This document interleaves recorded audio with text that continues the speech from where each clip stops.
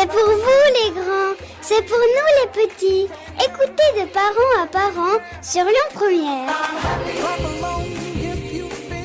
Bonjour à tous, c'est Karine. Je suis très contente de vous retrouver à nouveau aujourd'hui parce que nous avons notre émission de parents à parents. Et c'est votre nouveau rendez-vous hebdomadaire sur Lyon Première pour le bonheur des petits et des grands enfants que nous sommes tous. Et comme chaque semaine, je me suis entourée de la blogosphère parentale pour traiter de sujets qui vous concernent, vous qui aimez les enfants. Et cette semaine, nous adorons tout spécialement les marionnettes et nous vous racontons pourquoi. Et oui, c'est pas parce que nous habitons à Lyon que nous aimons les marionnettes, encore que ce n'est pas non plus parce que c'est plus facile de faire des marionnettes avec les petites chaussettes de nos enfants, quoique c'est encore moins parce que Guignol est la marionnette la plus connue et qu'elle est lyonnaise que nous vous parlons de marionnettes aujourd'hui. C'est surtout parce que c'est la Biennale internationale de la marionnette qui commence et ça, vous ne le saviez pas. Et pour nous plonger dans cet univers de personnages imaginaires ou pas, je reçois Stéphanie Lefort, grande organisatrice de cette Biennale et assidue lectrice de blog. Bienvenue Stéphanie. Bonjour. Et pour nous raconter quelle place la marionnette occupe dans les jeux de nos enfants, aujourd'hui, la blogueuse Lauréa, des idées de Lauréa, nous a rejointe. Bienvenue Lauréa. Bonjour. Alors Lauréa, il paraît que vous vous amusez à jouer aux marionnettes avec votre fille. Racontez-nous.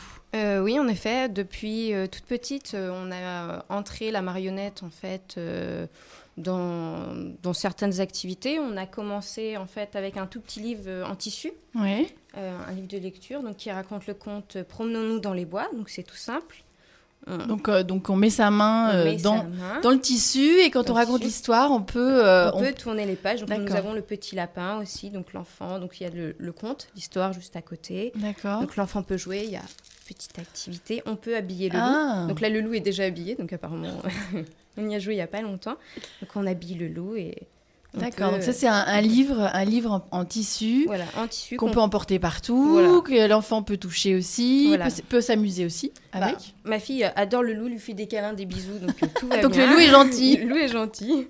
Donc voilà, c'est un chouette livre qui se trouve à peu près partout. D'accord, d'accord. Et donc ça, vous vous amusez avec assez souvent. Et après, vous avez d'autres petites marionnettes que vous nous avez apportées également.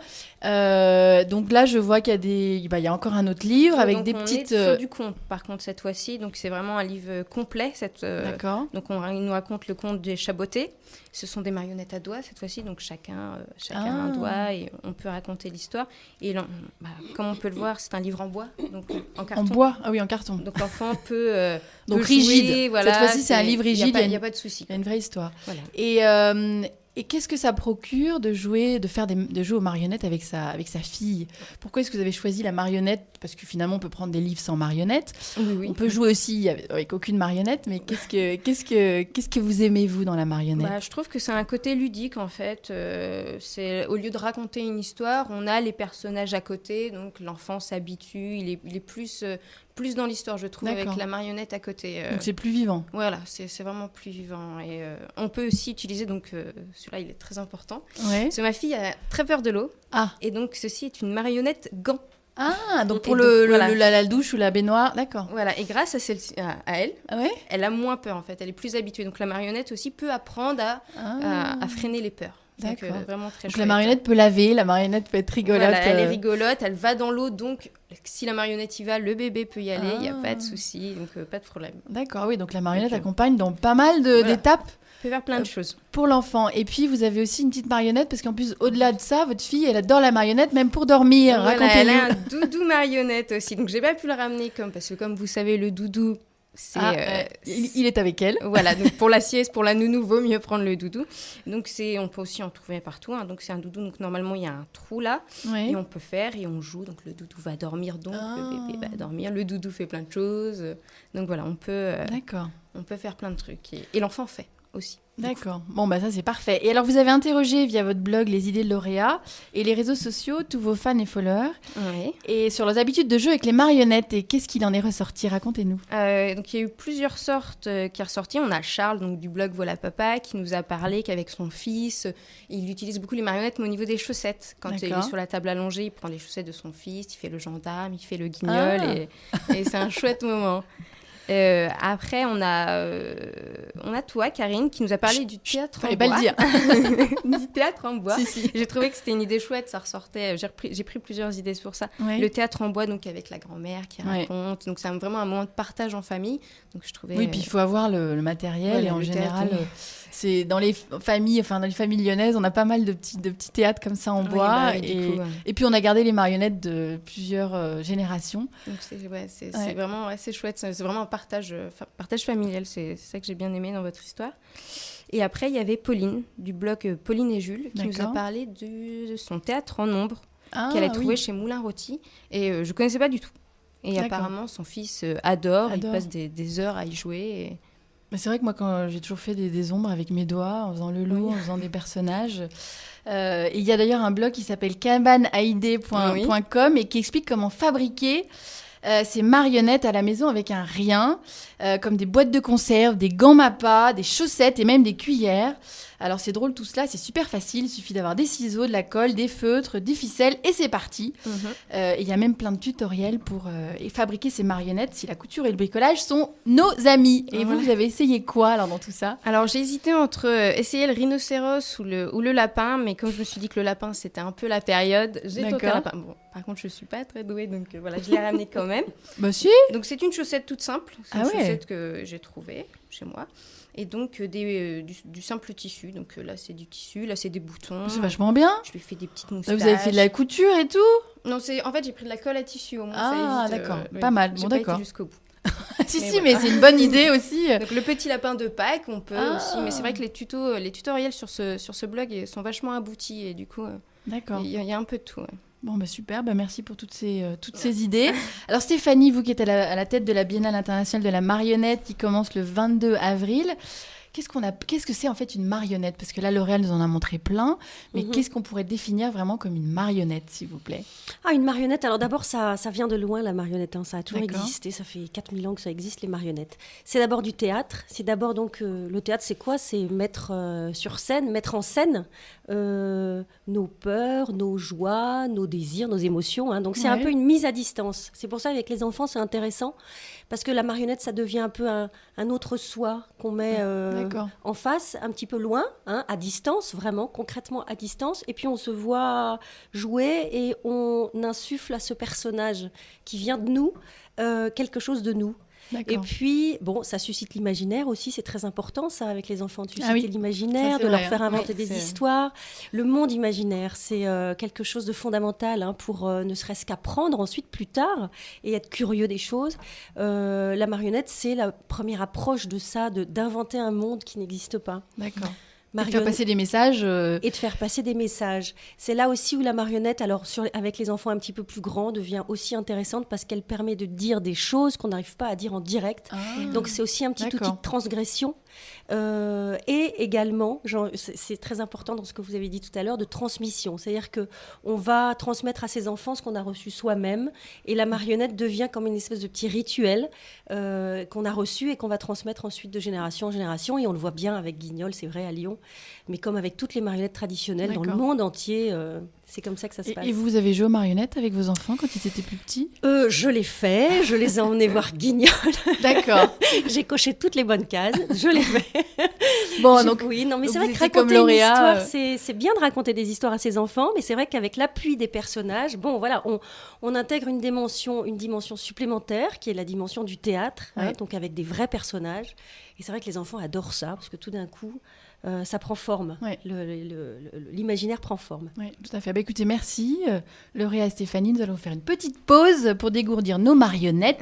Nous revenons dans 5 minutes et vous nous direz tout sur la Moisson d'avril, cet autre nom pour la Biennale internationale de la marionnette. À tout de suite. Nous voilà de retour dans le studio de Lyon Première pour l'émission de Parents à Parents. Aujourd'hui, je suis entourée de 2 marionnettistes. Alors encore amateur, pour parler de la place de la marionnette dans les jeux de nos enfants. Alors Lauréa du blog Les idées de Lauréa, jeune maman qui aime raconter des histoires à sa petite fille avec des marionnettes de sa création par exemple. Et pour se cultiver un peu, elle revient d'une visite familiale au musée de la marionnette du monde situé dans les musées Gadagne. Alors, comment ça s'est passé, Lauréat? Racontez-nous. Ça s'est plutôt bien passé. Donc, on y est allé dimanche. Donc, c'est encore tout à fait récent. C'était plus... j'avais peur que ma fille, étant petite, donc elle a 17 mois, que ça lui passe à côté, et en fait pas du tout. D'accord. Elle s'est vraiment intéressée aux marionnettes, elle a trouvé ça sympa. Bon, parfois elle a trouvé ça très impressionnant parce qu'il y en avait vraiment qui étaient plus grandes qu'elle. Parce que c'est un lieu chargé d'histoire, les musées Gadagne. Vous rentrez dans des pièces avec des marionnettes qui sont dans des boîtes, enfin dire dans des vitrines. Oui, c'est tout à fait ça. Et puis il y en a qu'on peut toucher aussi. Oui, il y avait un bac avec le gendarme, le guignol et tout. Je lui ai montré, donc elle a regardé mais de loin. D'accord. Mais non, vraiment c'était très sympa, et j'ai trouvé que le musée était vraiment adapté aux enfants, donc elle pouvait se promener, il n'y avait pas de soucis, il n'y avait pas d'endroit où elle pouvait tomber, sinon c'était vraiment très très très bien. C'était sympa. Et à refaire quand elle sera plus grande. Un peu plus grande, et pour le côté histoire. Et puis il y a les ateliers aussi, si on veut. Mais là, elle est un peu petite, il faut qu'elle grandisse encore. Voilà, encore un tout petit peu, mais c'était très, très sympa et très ludique. Bon, parfait. Et alors, ce musée des marionnettes, justement, il est partenaire de la Biennale internationale de la marionnette, qui se tient du 22 au 30 avril à Lyon. Alors, Stéphanie Lefort, vous êtes avec nous, justement, pour nous donner envie de venir à cette moisson d'avril. Alors, vous avez un programme qui est très éclectique. Alors, moi, j'ai lu vraiment tous les mots qui étaient écrits pour dire qu'il était exigeant, avant-gardiste, pluridisciplinaire. Écoutez, c'est pas fini. Branché, militant, festif, noctambule, ni nièvre, ni consensuel. Alors, moi, je trouve ça génial comme définition. Tout ça. Comme positionnement. Alors, racontez-nous ce positionnement, justement. C'est la définition de l'art, quelque part, en même temps. D'accord. Non, c'est Moisson d'avril. L'objectif, c'est vraiment de montrer à Lyon, où Guignol, peut-être, pose sa patte un petit peu partout, que la marionnette, c'est donc 4000 ans d'histoire, mais c'est une histoire qui n'est pas finie, qui continue, et qui se transmet aujourd'hui à des jeunes créateurs qui fabriquent des choses complètement nouvelles et innovantes. Et c'est vrai que la marionnette, elle fait partie aujourd'hui des outils qui redéfinissent beaucoup le théâtre, et qui est utilisé maintenant sur toutes les scènes, de la danse, du théâtre classique, etc. D'accord. La marionnette est un outil pour dire les choses autrement. C'est ça qu'on a envie de montrer à Moisson d'avril, c'est-à-dire qu'est-ce qui se passe aujourd'hui dans ce milieu de la marionnette. D'accord. Et pourquoi ça s'appelle Moisson d'avril ? Peut-être parce que ça se passe en avril, que le 1er avril, poisson, d'accord, allez hop.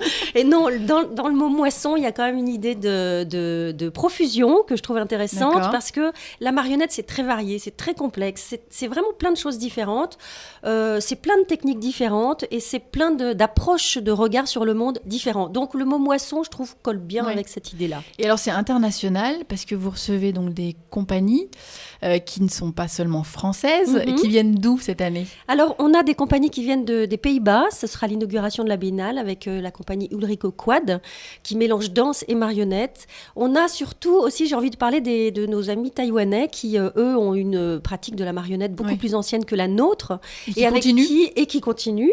Et avec qui on a travaillé cette année sur une coopération, une collaboration. Donc, on a fabriqué ensemble, avec leur technique et la nôtre, un spectacle commun.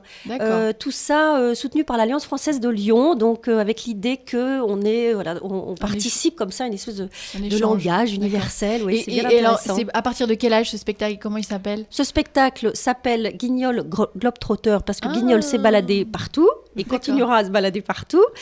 Ça va jouer à l'Alliance française de Lyon, notamment le mercredi 23 avril en fin de journée. Il est en création, c'est vraiment c'est une sortie de laboratoire qu'on va voir. Mais alors c'est intéressant parce qu'il va y avoir une rencontre avec les artistes qui ont participé de ce laboratoire, de cette recherche formelle, qui mélange à la fois la technique du théâtre de Guignol et la technique du théâtre d'ombre. Voilà, donc on mélange un petit peu les deux. Voilà, c'est ça. Et c'est à partir de quel âge ? Vous m'avez pas répondu. Ce sera à partir de, on va dire 5 ans. 5 ans. Voilà. Bon, alors Lauréat, faudra attendre un petit peu. C'est pas cette année. Et alors moi, j'ai un coup de cœur pour un spectacle qui s'appelle Insensé, de la compagnie Drôlatique Industrie. Alors ils ont tous des noms assez rigolos. Il y a 10 marionnettes qui sont les personnages du conte fantastique de Lewis Carroll, qui est l'autre côté du miroir. Et alors, j'ai regardé, les personnages sont complètement loufoques, ils ont des costumes improbables, et puis alors leurs propos sont complètement déjantés, ce qui fait que c'était un moment, j'ai appelé ça de douce folie.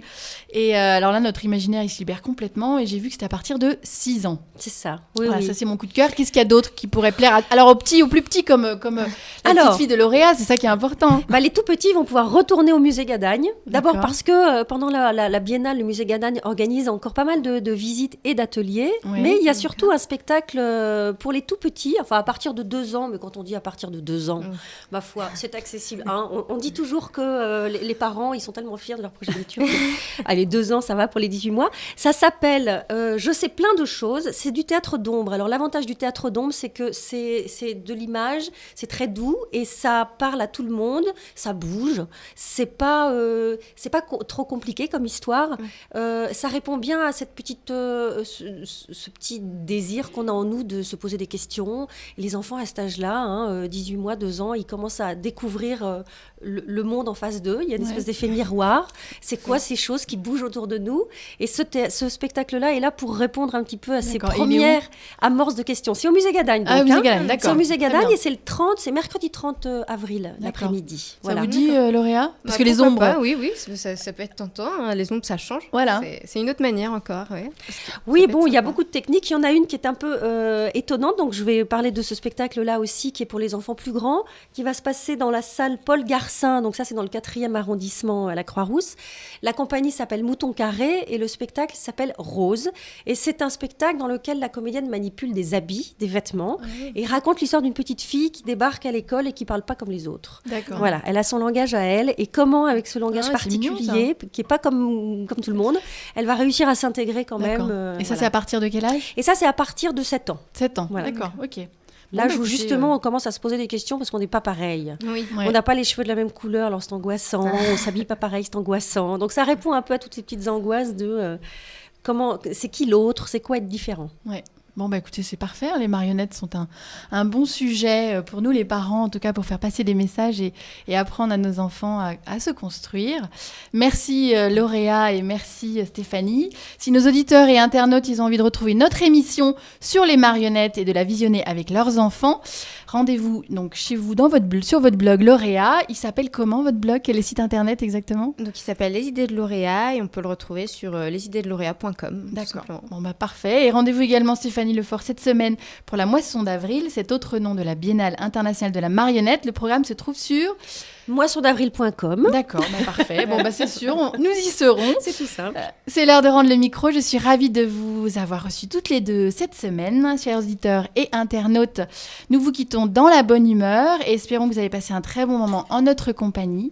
À la semaine prochaine pour une nouvelle émission de Parents à Parents sur Lyon Première. Nous parlerons de voyage en famille avec la blogueuse Sandrine pour préparer les grandes vacances. D'ici là, amusez-vous bien et découvrez nos marionnettes préférées sur notre page Facebook. Au revoir à tous, à très bientôt. Lauréat et Stéphanie sur les ondes de Lyon Première. Au revoir. Au revoir. Retrouvez l'émission de Parents à Parents en podcast sur le site www.lyonpremière.com.